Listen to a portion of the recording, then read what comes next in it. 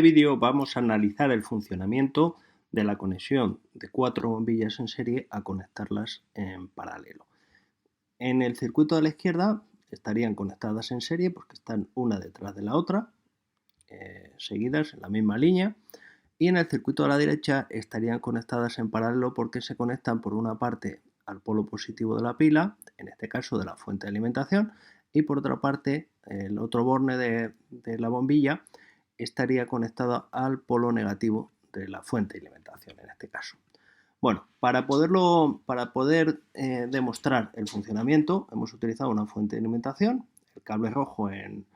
el polo positivo de la fuente, el cable negro en el polo negativo, y utilizamos varios multímetros que son medidores de intensidad, de voltaje y resistencia, en este caso seleccionando la posición de medida de intensidad, es decir, la A de amperio. Para colocar el amperímetro, en este caso, pues tenemos que intercalarlo dentro del circuito, es decir, hay que cortar el cable y hacer que la corriente pase a través de ese amperímetro, ¿vale? Bueno, pues si pulsamos en el botón de iniciar simulación,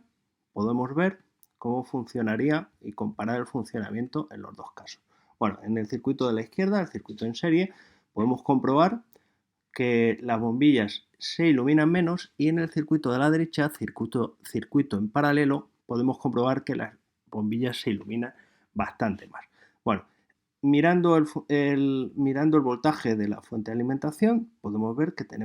en los dos casos tenemos 12 voltios, lo podemos ver, tenemos 12 voltios, pero la intensidad en el circuito en serie es mucho menor que la intensidad que atraviesa el circuito en paralelo, que sería de 1000 miliamperios, es decir, 1 amperio. Bueno, si vemos detenidamente el circuito en serie, pues vamos a analizar por qué pasa eso teniendo en cuenta la ley de Ohm. En un circuito en serie tenemos que las bombillas, la resistencia de los componentes sería la suma, pero la intensidad que circula por el cable, como solo hay una línea, es la misma en los dos casos. Entonces, la intensidad es la misma para todas las bombillas y la resistencia, al sumarse, la resistencia se suma en total, eso hace que la intensidad total que circula por el circuito sea mucho menor. ¿Cuál es el comportamiento que se produce en paralelo? Bueno, el voltaje al que está sometido cada uno de los componentes que están en paralelo sería el mismo, el voltaje es el mismo para todas las bombillas, y la intensidad que pasa, en la intensidad total que aporta la fuente de alimentación, sería la suma de las intensidades que pasan por cada una de las bombillas. Es decir, en este caso, en la bombilla de la derecha está pasando 250 miliamperios, y la suma de esas 4 bombillas,